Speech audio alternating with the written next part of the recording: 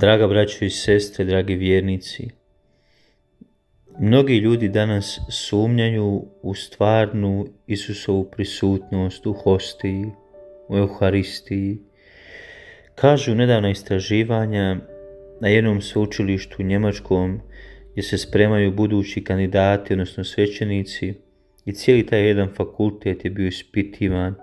85% tih budućih svećenika zapravo po anketi nije vjerovalo da je Isus stvarno prisutan u Euharistiji i u hostiji.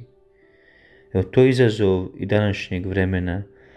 Zato se događaju mnoga čuda Kristova tijela i krvi, gdje vino poprimi doista oblik krvi, upravo jer i svećenici sumnjaju. Mnogi svećenici kad slave svetu misu zapravo možda i sumnjaju, je li to doista pretvorba. Tako i vjernici. Danas trebamo duboko vjerovati u Euharistiju. To je Krist, on je stvarno prisutan. Ali evo, moramo se boriti protiv te sumnje da Isus nije prisutan u Euharistiji. Da je to samo običan kruh, ali ne. To je Kristovo tijelo, to je njegovo srce. On sam sebe daje. Kažu kad je sveti Ante radio samostalno u kuhinji i kad bi god čuo zvono jer se negdje u kapelici događa sveta misa i pretvorba, on bi kleknuo. I baš jednom dok je radio u kuhinji kad je čuo zvono, on je kleknuo, onda su se razmaknuli zidovi i on je vidio svećenika kako drži hostiju, zapravo Kristovo tijelo. Sveti Ante je duboko vjerovao u Kristovu prisutnost u svetome njegovu tijelu hostiji. I upravo kad je sveti Ante propovijedao krivovjercima koji nisu u to vjerovali, on je ušao u spor s jednim čovjekom. Taj čovjek je rekao da Isus nije prisutan u hostiji. A sveti Ante mu je rekao da on svog magarca izgladni 3 dana i da će se naći na trgu. Onda nek magarcu ponudi koji nije 3 dana jeo zobi i on će staviti na jednu stranu presveti sakramenat. I kaže sveti Ante, vidjet ćeš da će se magarac pokloniti Isusu, a ti nećeš, a magarac će to učiniti.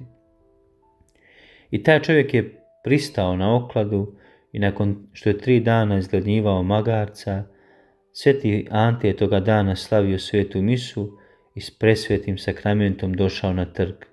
Bilo je mnoštvo ljudi. Na jednoj strani je bio Ante s presvetim sakramentom, a na drugoj taj čovjek izgladnjeli magarac i zob.